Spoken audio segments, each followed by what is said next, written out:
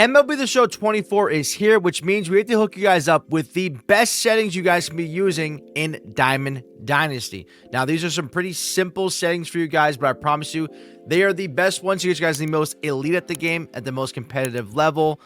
So without further ado, let's get right into it. Okay, so when you first get into MLB The Show, in the top right, there will be a little settings cog right here.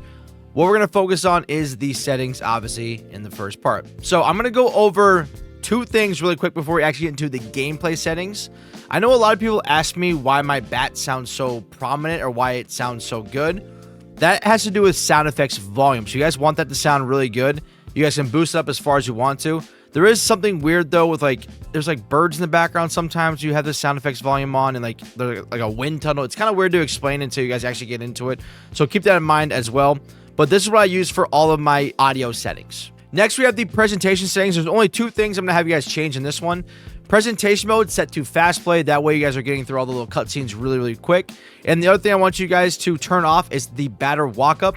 Again, it's just adding a couple extra seconds, but within the long run of playing Diamond Dynasty, that could be a very long time, so have that turned off as well. Now, obviously, for the bulk of the video, let's go ahead and talk about all the good gameplay settings you guys need to be using in order to be competitive within the mode. These are the best things you guys can be using, so I promise you guys, some of them might be tough to use at first, but once you guys get some practice, go into offline modes, practice them, it'll help you out tremendously.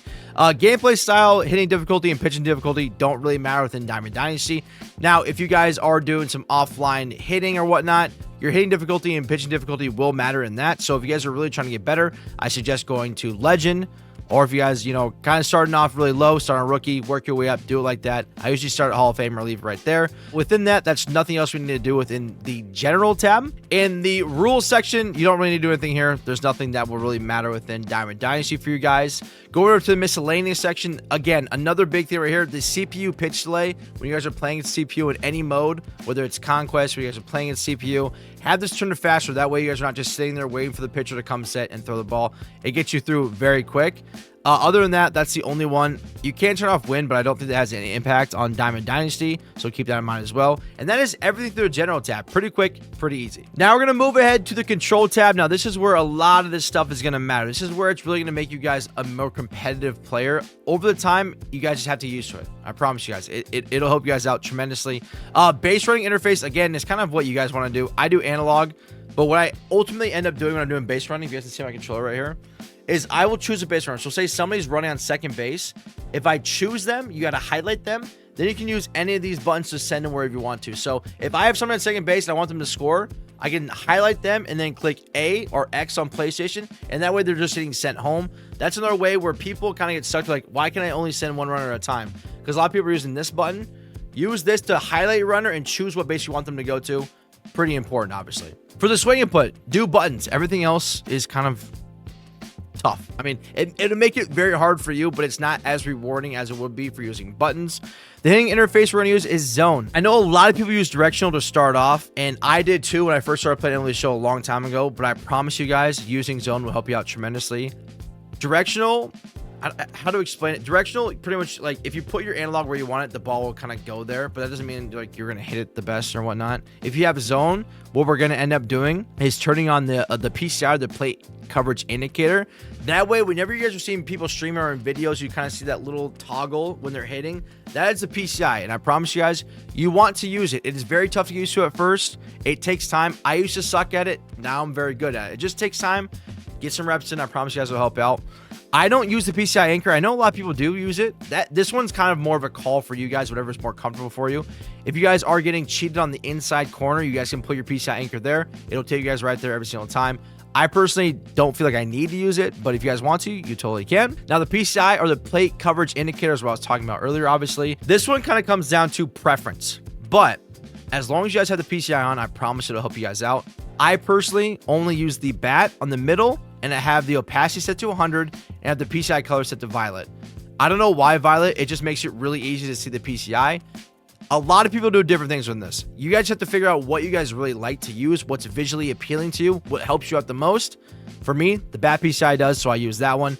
And then make sure you guys turn off vibration. You don't want to have vibration on. It kind of just messes with your... If you guys want to be exact, just turn off vibration off. You guys don't have to have it on. So those are your offensive settings. Now we're going to go over to defense. Pitching interface. I promise you guys want to use pinpoint. Again, it is tough to learn, but that's okay. We're going to get better at it. You guys, I will have a video out for that and for hitting that I just talked about as well to make it a little bit easier for you guys, because a lot of it changed this year, but I promise you guys, once you get it down, it will be the best thing you guys can use. It's the most accurate by far. Next, we have the pitching ball marker. I like the pitch trail. There are a bunch of different ones you guys can use. The pitch trail to me shows where the ball is actually going to land, but it also shows how the ball is going to get there. So say you're throwing a slurve, it'll show that all that break, and it'll have where the ball will end up being. I like the pitch trail. You guys use if you want to, but I highly suggest that one. For the throwing interface, use button accuracy. That's the one where you have a thing above the fielder's head. It'll be yellow, green, yellow. I think there might be a little bit of red in there as well. So pretty much you're holding down the button until it hits the green, and that will get throw the base for you guys. Again, it might take a little bit to get used to, but it's the most accurate. If you leave it up to the analog or button is based off your fielder's arm accuracy attribute, which sometimes you might have some guys that aren't very good at that. The button accuracy is based off of what you guys can put into it. Now, obviously, it'll change within the arm accuracy. So say someone's arm accuracy is bad, it'll have a smaller window for it to be green, but I promise you guys you want to use that one as well. Have the accuracy chevrons turn on as well, and the throwing canceling. You guys want to have throw canceling on because some people try to cheese base runners off of you. You want to make sure you can turn off that throw and throw it to somewhere else. And then you have the catch position indicator. I do drifting ball. Trackball to me is just weird. It's like this giant blue beam that you guys have to figure out where the ball is going to go. But if you do drifting ball, it's just a baseball circled and it gets smaller and where you guys need to go. Just do that one. I think that's the easiest way to do it. I think the tracking is a little bit weird in my opinion. That will be all of our control settings. Now moving on to the camera. Again, this is kind of a preference thing once you guys start playing it, but you should use some variation of strike zone in my opinion if you want to be competitive. I just use regular strike zone. There's strike zone 2, strike zone 3, strike zone high, strike zone offset. There's 4 or 5 different ones you guys can actually choose from.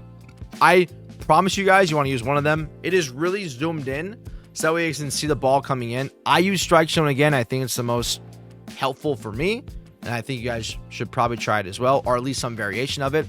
Now, pitching view is totally whatever you guys feel like. This is 100% preference.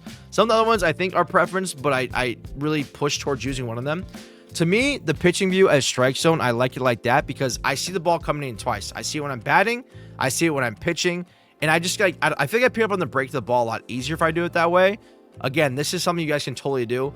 Also, with strike zone, if you guys have somebody on second base against you and they take a lead off, you guys can then pick them off and see it. If you guys are in the broadcast, you really can't see when people lead off at second base, so they might cheese a run on you again. So keep that in mind if you guys are doing the pitching, whatever you guys else want to do it. I use strike zone. Now, in-play view offense and in-play view defense. Again, I keep on saying preference, but these ones don't really matter as much as some of the other ones.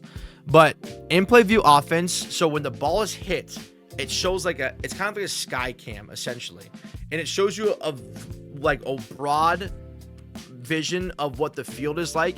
So to me, when I have it at high, it makes it easier to see where fielders are at. So say I hit a gap and then you see the right fielder, you see the center fielder. On some of the other ones, you don't see them as well. So it's a lot easier to me to take that extra base if I really want to. So I always do high, and then vertical and horizontal camera movement, just keep at standard. So lastly, we have display. Now, pretty much all these have to do with offline, not with Diamond Dynasty. The one thing I did look at, if you guys do CPU pitch suggestion, it will tell you what pitches to throw versus CPU. You guys can just turn that off. It's kind of just, it doesn't really do anything. I mean, it can tell you guys what you want to throw, but it won't really help you guys out.